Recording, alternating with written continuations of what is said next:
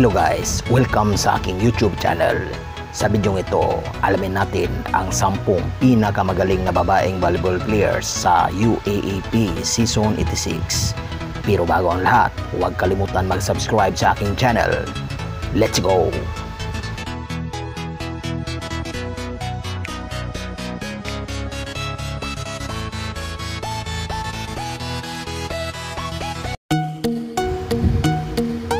Ang pang-sampo ay si Gercel Mary Pitalio ng Far Eastern University. Siya ay naglaro bilang isang outside hitter. Siya ay 20 years old. Ang kanyang height ay 5 feet and 5 inches. Panoorin ang kanyang mga highlights. Very close. Romero sets it up. What a dig there by Encarnacion Pitalio. Yes! Serve. Straight to Pitalio. Ubaldo goes to Pitalio. Pero, tipping to the other side. Ubaldo. Pitalio. Oh! The attack line. Another chance for Cadino. Pushing the ball over. Broken play. Let's see now. Waldon sending it still. Ang pang-siyam ay si Cassie Dongalio ng University of the East. Siya ay naglaro bilang isang opposite hitter. Siya ay 18 years old. Ang kanyang height ay 5 feet and 7 inches. Siya ang naging MVP noong 2023 Shikis Girls Volleyball Invitational League. Panoorin ang kanyang mga highlights. That's for kanina first set, it was California Academy who got the first point, but this time FEU pero nabawi na.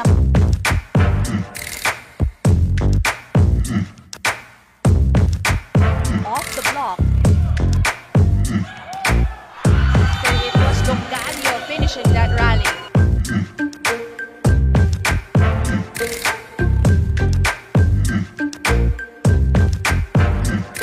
This is the time na umiinit na si Lovely Lopez, and you know, ever since dito,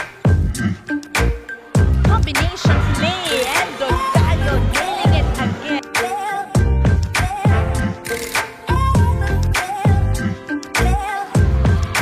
An attack by Lopez, but it was a great dig, and Dongalio.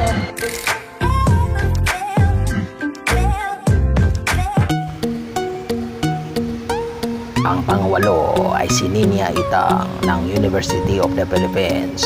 Siya ay naglaro bilang isang middle blocker. Siya ngayon ay 22 years old. Ang kanyang height ay 5 feet and 10 inches. Siya ay nanalo ng award bilang isang second best middle blocker sa UAAP Season 86. Starting the set.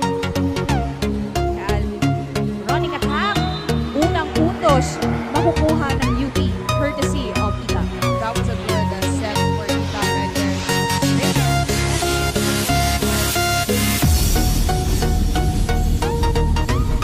She was on to Warner, rejected at the net by Itang. She will try again. Second time. Ian, pinabayaan. Itang at Bertolano tandem. Excellent speed and aggressiveness at the net in this block. Ang pampito ay si Cassie Carvalho ng University of Santo Tomas. Siya ay naglaro bilang isang sitter. Ang kanyang edad ay 19 years old. Ang kanyang height ay 5 feet and 5 inches. Tinanghal siya na bilang isang best hitter ng UAAP Season 86. Panoorin ang kanyang mga highlights.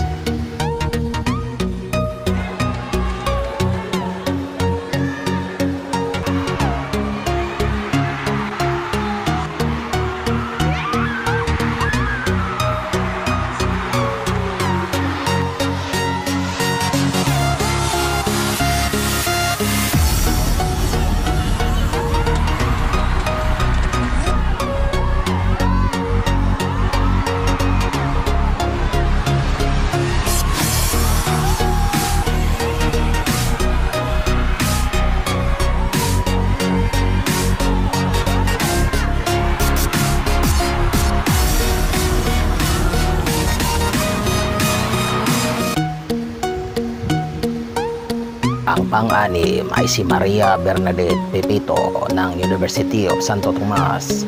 Siya ay naglaro bilang isang libero. Ang kanyang edad ay 21 years old. Ang kanyang height ay 5 feet and 2 inches. Siya ang tinanghal na best libero sa UAAP Season 86.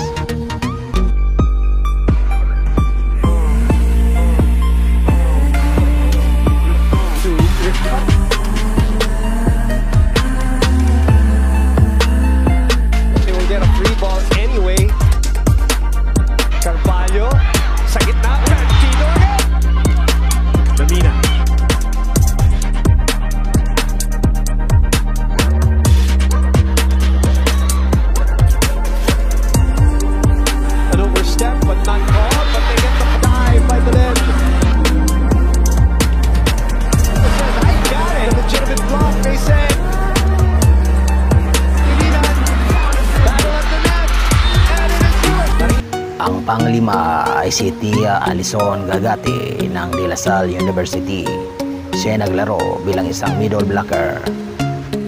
Siya ngayon ay 23 years old. Ang kanyang height ay 6 feet and 2 inches. Siya ang tinanghal na first best middle blocker ng UAAP Season 86. Panoorin ang kanyang mga highlights.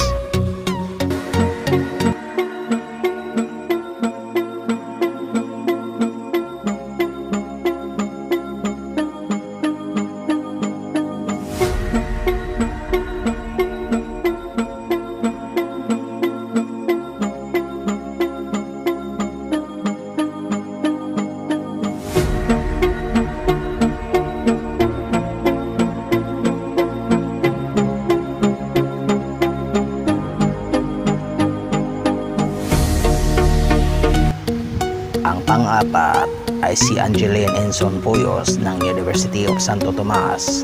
Siya ay naglaro bilang isang outside hitter. Siya ngayon ay 20 years old. Ang kanyang height ay 5 feet and 8 inches.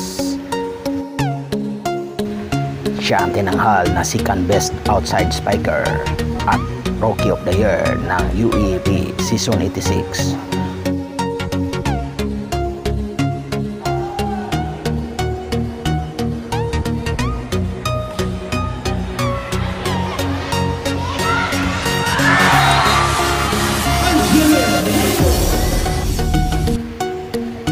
Ang pangatlo ay si Eliza Solomon ng National University. Siya ay naglaro bilang isang opposite hitter. Ang kanyang edad ay 22 years old. Ang kanyang height ay 6'1". Siya ang tinanghal na best opposite spiker at final most valuable player ng UAAP Season 86.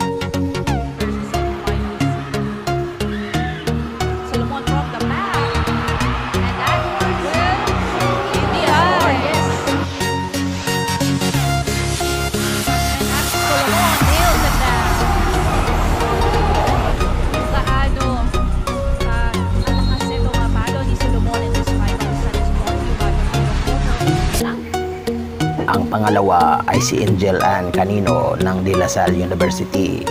Siya ay naglaro bilang isang outside hitter. Siya ngayon ay 20 years old. Ang kanyang height ay 5 feet and 11 inches. Siya ang tinanghal na best opposite spiker sa 2024 Asian Women's Volleyball Challenge Cup na ginanap noong Mayo 2024.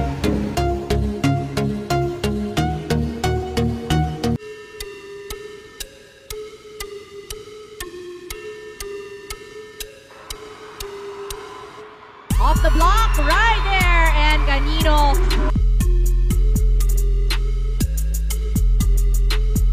Good rally we're seeing here.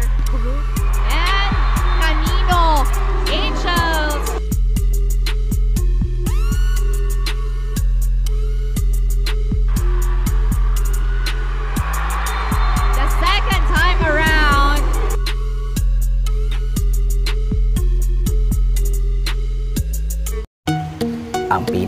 sa listahan ay walang iba kundi si Micaela Belen ng National University.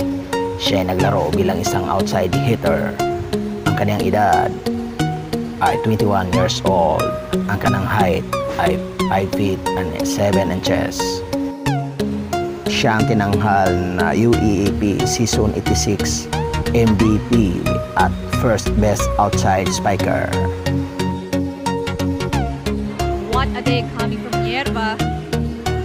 And it's Bella Belen, her team. Bella Belen with a cross court kill. And cross court. Bella Belen fighting that angle because of her high leaping abilities as well. Kitang-kita niya rin buong open zone Upper mid, Solomon able to put the ball up. With a drop from Belen, and that will work for So kung nagustuhan ninyo ang video ito, huwag kalimutan mag-subscribe, like, comment, and share para sa sunod na mga bidyong aking i-upload. Thank you very much.